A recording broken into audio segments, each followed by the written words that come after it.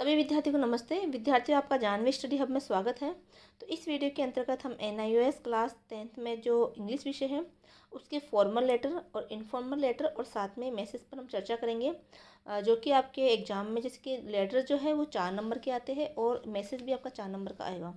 ठीक है, तो किस तरह से उसको लिखना होता है, क्या उसकी फॉर्मेटिंग होती है, एक पत्र के जरिए और एक मैसेज के जरिए हम जानेंगे।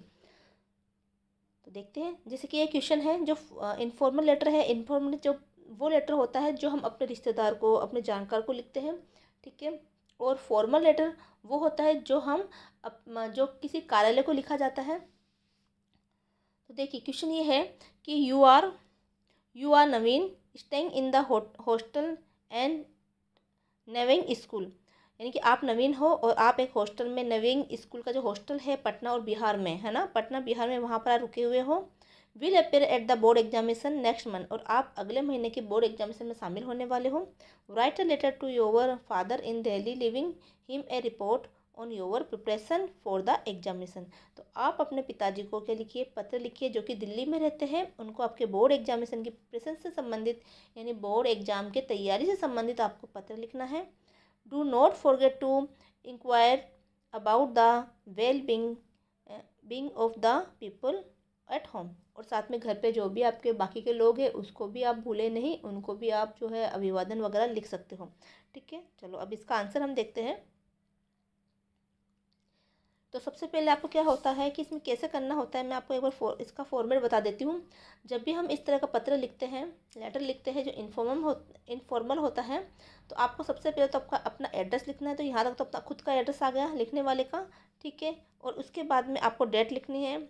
एड्रेस लिखा, डेट लिखा। ठीक है, फिर आपको डियर सर, डियर मैम या डियर फादर, है ना, डियर मदर, ये लिखना है। और फिर ये मेन लेटर बॉडी आ जाएगी यहाँ पर।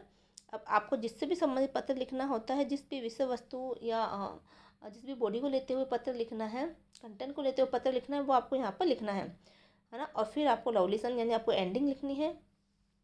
चलो अब आप देखते हैं, इसका आंसर देखते हैं।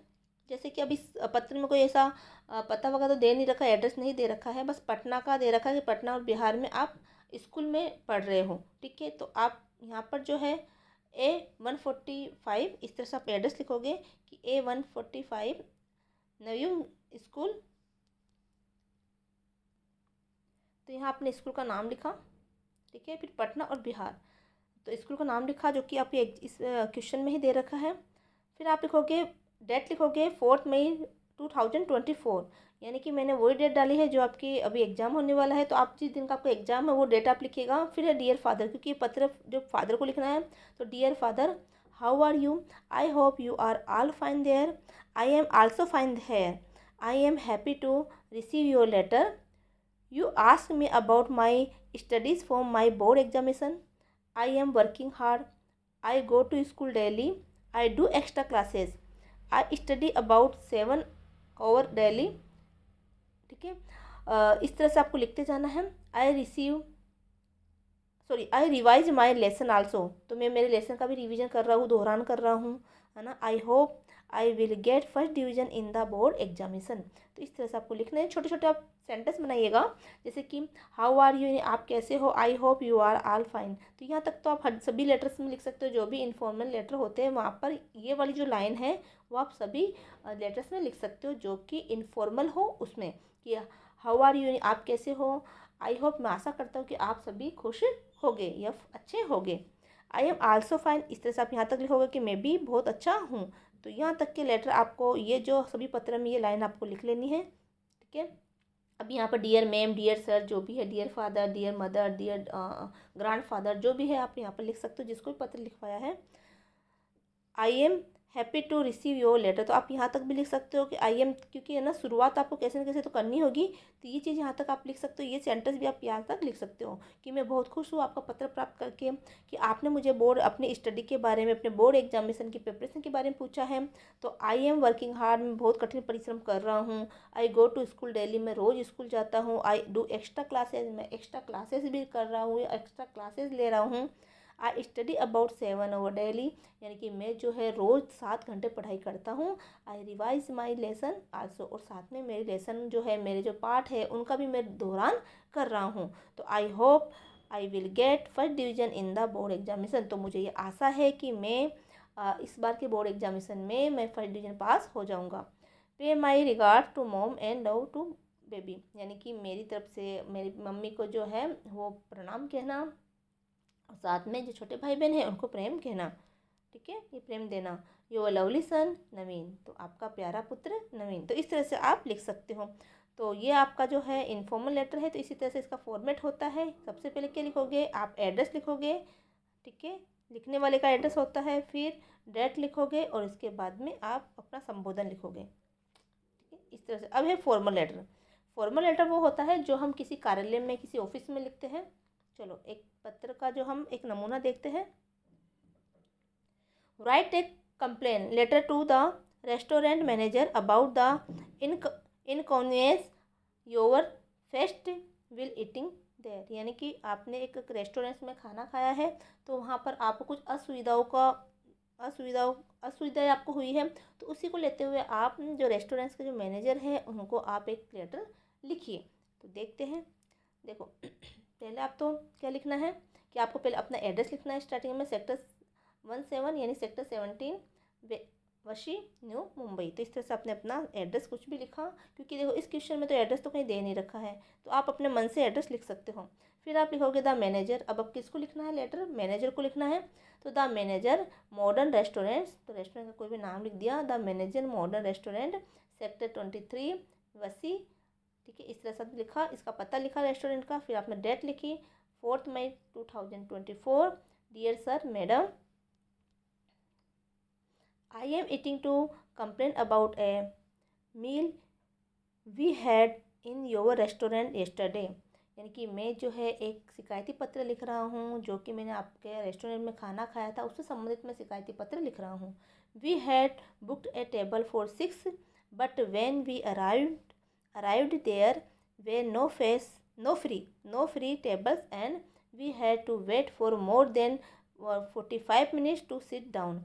जब मैं आपके देखो मैंने पहले क्या किया था कि we had booked a table for 6, मैंने 6 लोगों के लिए अपनी टेबल बुक करवाई थी। लेकिन जब मैं है ना वेन यानी जब वी अराइव्ड यानी जब मैं पहुंचा, देर वेयर यानी जब मैं वहां पर पहुंचा था तो वहां पर कोई भी टेबल फ्री नहीं थी। And we had to wait for more than 45 minutes to sit down, हमने वहाँ बैठने के लिए 45 मिनट से भी ज़्यादा का समय का वेट किया। From A menu of 12 dishes, यानी कि वहाँ से 12 डिशेज के ही मेनू थे। Only four were available and their quality was poor, वो वहाँ की जो क्वालिटी है, उस भोजन की क्वालिटी है वो भी बहुत पुअर थी, यानी बहुत अच्छी नहीं थी। The fish in particular tasted awful and the waiter was rude when we told him about this, यानी देखो वहाँ की जो फ़िश थी वो भी इतनी कोई टेस्टी और स्वादिष्ट नहीं थी। ठीक है, और जब मैंने इसके बारे में वेटर से शिकायत की तो उसके वेटर का जो व्यवहार था वो रूड था, यानी कि बहुत ही अभद्र व्यवहार था, अच्छा व्यवहार नहीं था। We have eaten in your restaurant several time in the past, कि मैंने आपके रेस्टोरेंट में पहले भी बहुत बार खाना खाया है, but this is the first time, लेकिन ये पहली बार मेरे साथ हुआ है। We have received such bad treatment, तो जो ये है जो मैंने ये जो महसूस किया वो मैंने अच्छा व्यवहार वहाँ पर महसूस नहीं किया।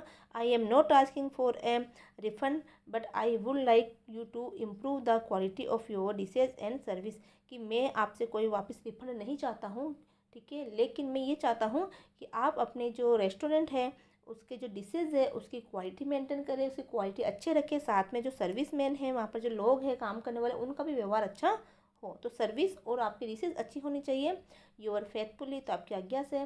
ठीक है, हैंड राइटिंग सिग्नेचर यानी जो भी लिख रहा है उसका सिग्नेचर यहाँ पर हो जाएगा। जैसे कि रवि है ना मेनून, तो रवि मेनून लिख रहा है, मेनून लिख रहा है तो उसकी सिग्नेचर हो गए, तो जो लिखने वाले के सिग्नेचर यहाँ पर हो जाएंगे, यानी वो अपना नाम लिखेगा। तो इस तरह से आप यहाँ पर इनफॉर्मल लेटर और फॉर्मल लेटर का फॉर्मेट लिख सकते हो। अगला है, अब अपने एक मैसेज देखिएगा जो कि आपके फ़ोन नंबर का आता है मैसेज। तो मैसेज भी बहुत आसान है, बस मैं आपको एक ट्रिक बताऊंगी मैसेज लिखने की। क्वेश्चन के अंदर ही उसका आंसर होता है ना, ये जो क्वेश्चन है उसी क्वेश्चन में उसका आंसर होगा। तो देखिए, तो ये एक कन्वर्सेशन है, टेलीफोनिक कन्वर्सेशन है, टेलीफोन पर आपस में बातचीत हो रही है। मान लो जिसको कॉल किया है वो कॉल लेने वाला घर पे नहीं है, तो उसकी जगह किसी और ने कॉल उठाया है, तो अब उसको मैसेज छोड़ना है जिसके लिए भी वो कॉल आया है। देखिए, तो पहले क्वेश्चन पढ़ते हैं, क्वेश्चन के अंदर ही आपको आंसर होगा, बस आपको मैसेज का फॉर्मेट आना चाहिए। तो मैं आपको मैसेज का फॉर्मेट बता देती हूँ। ये देखो इस तरह से मैसेज का फॉर्मेट होता है। तो मैसेज के फॉर्मेट के लिए आप क्या करना, जो भी आप मैसेज लिखोगे आप इस तरह से जो है एक कॉलम बना लीजिएगा। ठीक है, मैसेज लिखने के लिए आपको एक कॉलम बनाना होगा। ये कॉलम आपने अपने आंसर शीट में बनाया और फिर आप एक साइड में डेट डालोगे, सॉरी टाइम डालोगे, जितनी बजे आप वो मैसेज लिख रहे हो टाइम डालना है। ठीक है, जैसे मान लो आपका पेपर 2:30 बजे से स्टार्ट होता है, आप 3 बजे ये आंसर कर रहे हो तो 3 PM डाल दिया, यानी आप टाइम डालोगे एक साइड में, इस साइड में आपका टाइम आएगा है ना लेफ्ट साइड में, और राइट साइड में आपको डेट मेंशन करना है। उसी लाइन में राइट साइड में आप क्या लिखोगे, डेट लिख देना और एक साइड में टाइम लिख देना। फिर डियर मदर, अब देखना है कि वो मैसेज किसको लिखना है आपको, तो उसको लिखना है डियर मदर, डियर सिस्टर, जिसको मैसेज छोड़ना है, कोई डियर अपना कोई मित्र है उसका कोई नाम लिख सकते हो। तो आपको जिसको मैसेज छोड़ना होता है वो लिखोगे आप। फिर जो मैसेज आया है वो आपको यहाँ पर मैसेज मेंशन करना है। अब ये जो मैसेज है आपको कहाँ मिलेगा, ये क्वेश्चन के अंदर ही मिलेगा आपको। ठीक है, फिर आप जो भी उससे संबंध हो, जिसको मैसेज आप लिख रहे हो उससे संबंध आपका जो उससे संबंध है आपका, जैसे आप उसकी पुत्री हो, उसकी सिस्टर हो या उसकी फ्रेंड हो, ठीक है, वो आप लिख सकते हो, या उसकी मदर बन के लिख रहे हो तो आपको लिखना है, और फिर अपना अपना नाम लिखना है। तो अब ये सब चीज़ कहाँ मिलेगी हमें, देखो फॉर्मेट तो यह रहेगा इसका। ठीक है, फॉर्मेट तो यही टाइम, डेट और डियर, डियर के बाद में जो भी है वो, और फिर यहाँ पर ये आपका मैसेज आ जाएगा, और फिर आपको ये ओवर करके जो भी आप लगते हो फिर अपना नाम लिखना है। चलो अब हम क्वेश्चन पढ़ते हैं। क्वेश्चन से हमें समझ में आ ही जाएगा, और जो यहाँ लिखा हुआ मैं बताऊँगी आपको। देखो, read the flowing telephonic conversation caller, यानी जिसने कॉल किया, this is Rajeev, can I speak to mom, यानी कि मैं राजीव हूँ, है ना। Can I speak to mom, मैं आपकी मम्मी से बात कर सकता हूँ। लीला, अब लीला बोल रही है, देखो मॉम तो है नहीं, तो लीला ने कॉल उठाया। लीला कह रही है मॉम हैज़ गॉन आउट, यानी मॉम बाहर गई हुई है। Can I do anything for you, क्या मैं आपकी कुछ हेल्प कर सकती हूँ, आपके लिए मैं कुछ कर सकती हूँ। राजीव, राजीव कह रहा है क्योंकि फ़ोन पर 2 लोगों की बात हो रही है। मान लो मैंने आपको फ़ोन किया, मैंने किसी और के लिए फ़ोन किया, राजीव के लिए, मैं राजीव हूँ और मैंने आपको कॉल किया आपकी मम्मी से बात करने के लिए, लेकिन उस दौरान आपकी मम्मी नहीं थी और आप लीला हो और आपने फ़ोन उठाया, तो आपने कहा कि मम्मी तो बाहर गई हुई है, क्या मैं आपकी कुछ मदद कर सकता हूँ। तो राजीव कह रहा है, ठीक है, राजीव कह रहा है there is heavy rain here in Colaba, यानी कि यहाँ पर बहुत ज़्यादा तेज़ बरसात हो रही है। कोलाबा के अंदर बहुत तेज़ बरसात हो रही है। कोलाबा एक स्थान का नाम है ना। There are no buses on road, तो रोड पर कोई बस भी नहीं है। I shall spend the night in Ranjan is house, तो मैं आज की जो रात है वो रंजन के मकान पर ही बिताऊंगा। एंड रीच होम टुमारो, और मैं सुबह यानी कल मैं घर पहुंचूंगा। Please ask mom not to worry about me, please तुम मम्मी को बता देना कि प्लीज़ आस्क टू मॉम, यानी तुम माँ को बता देना नॉट वरी अबाउट मी, कि वो मेरी चिंता ना करें। Leela, don't worry I shall inform her, तो आप चिंता ना करो मैं उनको बता दूंगी। Leela will not be at home when their mother come back, अब देखो अब लीला है तो लीला भी घर पे नहीं रहेगी, यानी कि लीला से तो बात हुई है राजीव की, तो लीला भी उस समय चली जाएगी जब मम्मी घर पर आएगी। ठीक है, तो मैसेज तो तभी छोड़ा जाता है ना, अगर हम आमने सामने होते तो हम ओरली बता देते, लेकिन आमने सामने हम है नहीं, तो जिसको मैसेज देना है, मान लो मम्मी को मैसेज देना है, राजीव का कॉल आया लीला के पास में, अब मम्मी को मैसेज छोड़ना है, लेकिन उस समय लीला भी घर पर नहीं रहेगी, जब मदर घर पर आएगी तो Leela will not be at home when their mother come to back, जब उसकी माँ वापस आएगी, जब लीला की माँ वापस आएगी तो लीला घर पर नहीं रहेगी। Write Rajeev message for her, तो राजीव का मैसेज उनके लिए लिखिए ना। Please also mention the date and time to of the receipt of the message, तो आपको डेट और टाइम भी लिखना है जब आप अपने मैसेज आपको रिसीव हुआ था। अब इसका आंसर हम करेंगे। देखो मैसेज क्या लिखना है, यहाँ पर आया हुआ है कि राजीव क्या कहना चाहता है, ये है मेन मैसेज। मैसेज ये है कि कोलंबो में बहुत तेज़ बारिश हो रही है, यहाँ पर बसेज नहीं हैं, तो यहाँ पर तीसरी लाइन के अंदर ही आपको मैसेज मिल जाएगा। जब कॉलर की जो लाइन होती है ना, जो कॉलर का जो तीसरा कन्वर्सेशन होगा यहाँ पर, यानी कि जिसने कॉल किया, फिर सामने वाले ने जो बात बोली उसको कि मैं वो है कि नहीं जिससे आप बात करना चाहते, फिर जो अगला बात वो बोलेगा वो आपका जो बड़ी सी लाइन में दिखेगा आपको, वही उसका मैसेज होगा कि वो क्या मैसेज देना चाहता है ना। तो यही है मैसेज उसका जो हमें उसमें लाइन में डालना है। चलो अब हम लिखते हैं, तो ये लाइन यहाँ पर आएगी, बस आपको थोड़ा चेंज कर देना है। ये देखो हमने डेट डाली और हमने टाइम डाला, डेट और टाइम हमने डाल दी, टाइम और ये डेट, जिस दिन मैसेज लिख रहे हो वो डेट डलेगी आपकी। डियर मदर, अब मदर को मैसेज छोड़ना है, लीला जो है लीला की भी वो मम्मी है तो उसको मदर को मैसेज छोड़ना। Dear mother, Rajeev called me in your absence, अब ये लाइन आपको रट्टा मार लेनी है, यानी रट लेना है, क्योंकि किसी भी मैसेज में आपको ये लाइन लिखना है, बस ये नाम चेंज हो जाएगा। भी किसको मैसेज कर रहे हो कि Naveen call me in your absence, Rajiv call me in your absence, या mother call me in your absence, है ना। तो ये कॉल्ड मी यानी कि मेरा पास फ़ोन आया था, पास्ट टेंस, ठीक है। तो Rajiv called me in your absence, he wanted to inform, वो आपको इन्फॉर्म करना चाहता है, तो ये यहाँ तक आप लिख सकते हो, ठीक है। ये सभी इस सभी में चलेगा, बस नाम चेंज हो जाएगा जिसको भी मैसेज देना चाहते हो। तो Rajiv called me in your absence, he wanted to inform, अब क्या इन्फॉर्म करना चाहता है, you there is heavy, you wanted to inform you, यानी आपको वो मैसेज देना चाहता है, ठीक है। He wanted to inform you there is heavy rain in Colaba, है ना। तो अब देखो ये जो देयर इज कहाँ पर है, ये देखो ये रहा देयर इज, है ना, ये देयर इज, ये रहा, ये there is heavy rain in Colaba, they are not buses on road, I shall. अब ये कौन बोला, आई शाल कौन है, मैं, राजीव खुद बोला कि मैं नहीं आ सकता, तो अब लीला राजीव के बारे में बताएगी, तो क्या बताएगी कि ही शाल, यानी कि ही विल, ये विल हो जाएगा, ठीक है। शाल की आई के साथ शेयर लगता है और ही के साथ विल, तो वह नहीं आ सकता, तो अपने लैंग्वेज में बता रही है वो। अब देखो, तो ही will spend the night in the Ranjan, तो उसने क्या कहा था राजीव ने कि मैं तो, यहाँ पर आई साल राजीव ने बोला था कि I shall spend the night in the Ranjan is house, के मैं रंजन के घर पर ही अपने रात बिताऊंगा। तो अब यहाँ ही इसलिए लिखा कि अब लीला बता रही है कि वह रंजन के ही घर पर रात बिताएगा। तो यह क्या आएगा, he wanted to inform you there is heavy rain in Colaba, है ना, there are no buses on road, he will spend the night in Ranjan is house, तो वह रंजन के हाउस में ही अपना रंजन के घर पर अपना रात बिताएगा। एंड रीच होम टुमारो, और वो कल जो है घर पर पहुंचेगा। Please you not worry about him, तो आप उसके बारे में चिंता ना करें। अब यहाँ पर you not worry about him यानी आप उसकी चिंता, या तुम उनकी चिंता ना करो, हिम यानी कि उसकी चिंता, किसकी, राजीव की चिंता, तो इसको भी ऐसे चेंज करना है। तो यहाँ देखो, यहाँ लिखा हुआ है प्लीज़ आस्क मॉम, है ना, नॉट वरी अबाउट मी, तो मी की जगह क्या जाएगा वहाँ पर हिम, कि वो मेरी चिंता ना करे। अब यहाँ तो राजीव बोल रहा है प्लीज़ आस्क, तो मम्मी को कह देना कि नॉट वरी अबाउट मी, कि वो मेरी चिंता ना करें। अब यहाँ पर वो लीला मम्मी से कह रही है कि आप उसकी चिंता ना करना, तो आस्क योर मॉम की जगह क्या जाएगा, you not worry about him. तो यही चीज़ें वहाँ पर लिखी हुई है, देखो ये सेंटेंस लिखा हुआ है कि please you not worry about him. अब या योर डाटर, क्योंकि लीला भी उनकी पुत्री है, योर डाटर और लीला, इस तरह से आपको ये मैसेज लिखना है। तो कोई भी मैसेज आए तो मैसेज बहुत आसान है, बस आपको ये फॉर्मेट याद रखना है मैसेज का, और क्वेश्चन का आंसर उसी में मिलेगा, बस आई का यू में बदल देना आप, है ना, मी का हिम में बदल देना, ऐसा आपको करना है।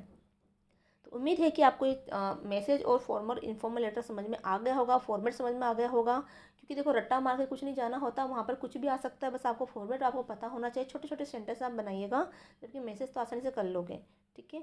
तो जल्दी से वीडियो को शेयर करें, चैनल को सब्सक्राइब करें, मिलते हैं अगले वीडियो में। जय हिंद, जय भारत।